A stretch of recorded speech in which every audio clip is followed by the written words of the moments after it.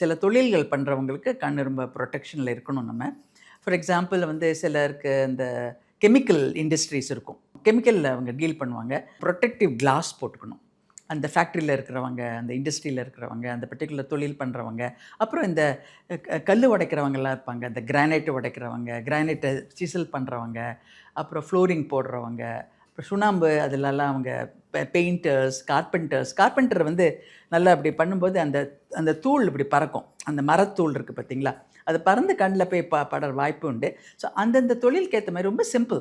ஒரு ப்ரொடெக்டிவ் கிளாஸ்னு கிடைக்கும். அது போட்டுக்கிட்டு நம்ம பண்ணோன்னா அந்த தூசியோ அந்த கெமிக்கலோ கண்ணை போய் பாதிக்காது. ஸோ நான் சொன்ன மாதிரி prevention is better then cure. அதில் ஈஸியாக நம்ம தடுத்து நிறுத்திடலாம். அந்த தொழிற்சாலை வச்சுருக்கவங்களும் வச்சுருப்பாங்க. இப்போ 100 பேர் அவங்க அந்த பர்ட்டிகுலர் ஃபேக்ட்ரியில் வேலை பார்க்குறாங்கன்னா அவங்க வச்சுருப்பாங்க, கண்டிப்பாக வச்சுருப்பாங்க அந்த அந்த கிளாஸஸ். அதை அவங்க உள்ளே நுழையும் போதே அவங்க போட்டுக்குங்கன்னு சொல்லி கொடுப்பாங்க. பட் அவங்க கொடுத்தாலும் நம்ம போடுறது நம்ம கடமை. நம்ம போட்டுனோன்னா நம்மளுக்கு ப்ரொடெக்ஷன், அவ்வளோதான், வேறு ஒன்றும் இல்லை.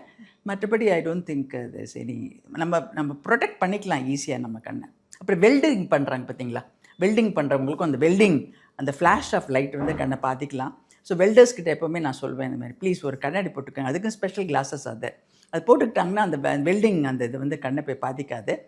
பக்கத்தில் சில சமயத்தில் பக்கத்தில் ஹெல்ப்பர்ஸ்லாம் இருப்பாங்க. வெல்டு ஒருத்தர் பண்ணிகிட்ருப்பார், இன்னொருத்தர் பக்கத்தில் இருந்து உதவி பண்ணிகிட்ருப்பார். அவங்களும் கண்ணாடி போட்டுக்கணும். வெல்டிங் பண்ணுறவங்களும் கண்ணாடி போட்டுக்கணும். இந்த மாதிரி ப்ரொடெக்ஷன் பண்ணிட்டோன்னா பாதிக்கு மேலே பிரச்சனையை நம்ம தடுத்து நிறுத்திடலாம்.